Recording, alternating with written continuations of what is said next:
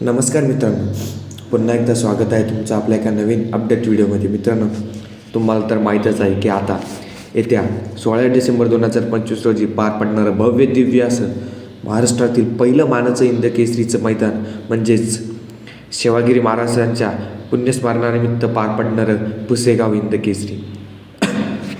मित्रांनो, या मैदानाची सगळ्यांना आतुरता खूप लागलेली आहे, कारण महाराष्ट्रातील पहिलं मानाचं हिंदकेसरीचं मैदान आणि कोण होणार या मैदानाचा 1 नंबरचा मानकरी, अशी सगळ्यांना आतुरता लागलेली आहे.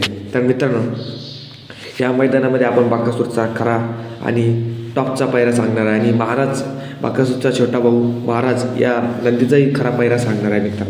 मित्रांनो, पायरा थोडा उघडकीस आलेला आहे, त्यामुळे मी या व्हिडिओमध्ये तुम्हाला पायरा सांगणार आहे. त्याआधी व्हिडिओला एक लाईक आणि चॅनलला एक छोटंसं सबस्क्राईब नक्की करा.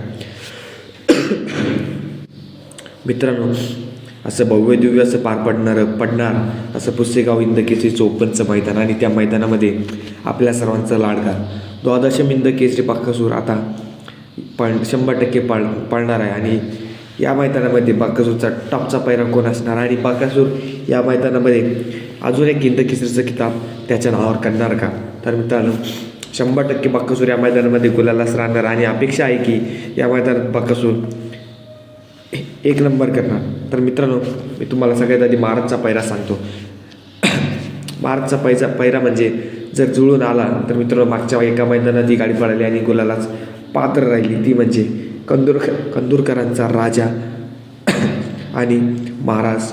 ही जोडी आपल्याला या मैदानामध्ये पळताना दिसू शकते, कारण साळुंके मामा यांनी सांगितले आहे की बकासूरचं आणि महाराजचं सुद्धा टॉपचं नियोजन झालं आहे आणि महाराज या मैदानामध्ये कंदूरच्या राजासोबत आपल्याला पळताना दिसू शकतो आणि बकासूरचा आता टॉपचा पायरा कोण असणार. तर मित्रांनो, संतोष मामा साळुंके यांनी एका बाईटमध्ये सांगितलं आहे की नवीन चेहरा म्हणजे बकासूरसोबत आजपर्यंत पळाला नाही आणि टॉपच्या पायऱ्यामध्ये बकासूर पळणार तर तो म्हणजे चिंचाळेकरांचा अर्जुन. मित्रांनो, हे दोन्ही नंदी चिंचाळी फार्म, मथुरा फार्म चिंचाळे यांच्या दोन्ही नंदींसोबत आपल्याला 100% पळताना दिसणार आहे आणि बकासूरही अर्जुनसोबत किंवा पायऱ्यामध्ये आदलबदल होऊ शकतो. महाराजचा पायरा कॅन्सल होऊ शकतो आणि बकासूर कंदूरच्या राजासोबतही पळू शकतो. मित्रांनो, कारण या दोन्ही नंदींपैकी बकासूर 100% एका नंदीमध्ये आपल्याला पळताना दिसणार आहे. कारुंडे एक्सप्रेस चिक्यासोबत पळणार होता, पण चिक्या सध्या आरामावर आहे. पुसेगाव हिंदकेसरीच्या मैदानामध्ये चिक्या पळणार नाही, त्यामुळे बकासूर आणि अर्जुन किंवा राजा दोन्हीपैकी एका नंदीमध्ये बकासूर आपल्याला 100% पळताना दिसणार आहे. मित्रांनो, व्हिडिओ आवडला असेल तर व्हिडिओला एक लाईक आणि चॅनलला सबस्क्राईब